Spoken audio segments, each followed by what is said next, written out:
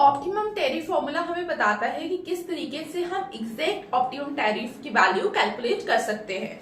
Formula क्या है? T is equal to 1 divided by E minus 1।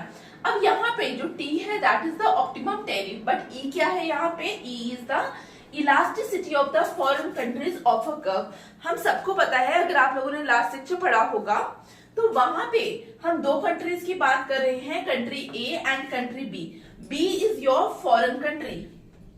तो यहाँ पे जब हम E की बात कर रहे हैं, E is what? E is the elasticity of this curve. ठीक है, E अगर मैं बात करूं, E is the elasticity of a curve that is OB।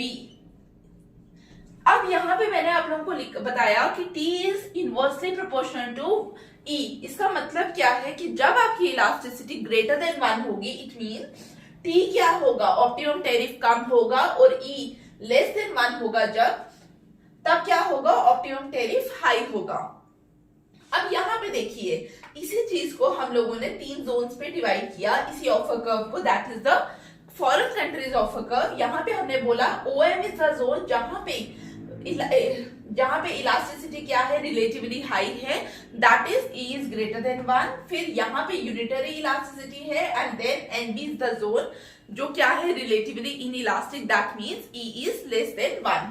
तो यहाँ पे अगर इसके अकॉर्डिंग आप देखोगे, यहाँ पे हमें क्या पता चल रहा है कि जब E ग्रेटर देन 1 है, मतलब इस जोन पे ऑप्टिमम टैरिफ क्या होने वाला है? लो होने वाला है। और यहाँ पे क्या होने वाला है? Optimum tariff high. इसको हम इस तरीके से भी देख सकते हैं। फॉर एग्जाम्पल, हमने बोला कि हम यहाँ पे एग्जिस्ट कर रहे हैं, ट्रेड एग्जिस्ट कर रहा था यहाँ पे। इसका मतलब अगर यहाँ की बात करें,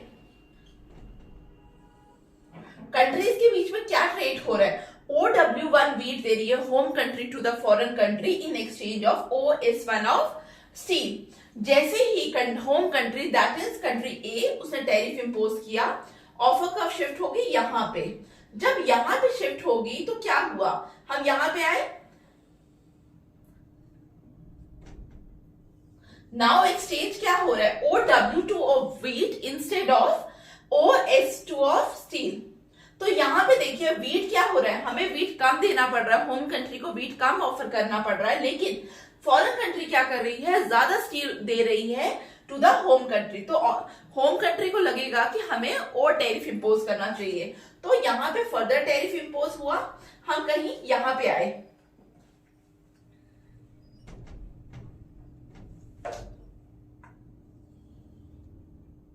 ठीक है, हम कहीं यहाँ पे आए। जब यहाँ पे आए तो अब देखिए अब क्या हुआ? अब हमें वीट कम देना पड़ रहा है, बट स्टिल हमें स्टील क्या मिल रहा है? ज्यादा मिल रहा है। कंट्री को लगेगा कि हमें क्या करना चाहिए? हमें और टैरिफ इंपोज करना चाहिए। बट यहाँ पे आते आते क्या हुआ? अगर आप यहाँ पे देखिए, यहाँ पे जो हमारी ट्रेड इंडिफरेंस कर्व थी that is this curve IC1। But यहाँ पे अगर हम यहाँ पे बात करें, हमारी ट्रेड इंडिफरेंस कर्व कहाँ पे आ गई? Somewhere here. तो हम लोअर इंडिफरेंस कर्व में शिफ्ट हो गए। कहने का मतलब ये है कि बेशक कंट्री ने क्या किया? यहाँ पे टैरिफ इंपोज किया, बट यहाँ पे हुआ क्या? वहां पे इकोनॉमिक वेलफेयर कम हो गया। लेकिन यहाँ पे अगर आप यहाँ पे देखो, पहले क्या कि हमारी ट्रेड इंडिफरेंस कर्व ये है, हम क्या करें? हम हाइयर इंडिफरेंस कर्व में ही मूव करते रहे। तो इसका मतलब पहले तो जब तक कंट्री कहाँ पे थी? जब तक कंट्री इस जोन पे थी, that is relatively inelastic area में थी, तब उसको क्या लगा कि हमें टैरिफ इंपोज करना चाहिए। क्यों करना चाहिए? Because country that is the foreign country, जब हमारे प्रोडक्ट पे, फॉर एग्जांपल अगर वीट पे की बात करें, वीट पे जब फॉरेन कंट्री टैरिफ लगाएगी तो हमारे वीट की वहां पे क्या हो जाएगा? फॉरेन कंट्री में प्राइस राइज होगा। और प्राइस राइज जब भी होता है तो क्या होता है? क्वांटिटी डिमांडेड फॉल करती है, लॉ ऑफ डिमांड। बट हम किस जोन की बात कर रहे हैं? When we are in E is less than 1। जब हमारा प्रोडक्ट उस जोन पे है जहां पे ऑफर कर्व क्या है? Relatively inelastic. उस समय होगा क्या? हमारा टोटल एक्सपेंडिचर क्या हो जाएगा? इंक्रीज हो जाएगा। जब टोटल एक्सपेंडिचर इंक्रीज होगा तो वो भी इकोनॉमी के लिए क्या है? वो भी इकोनॉमी के लिए बेनिफिटेड है।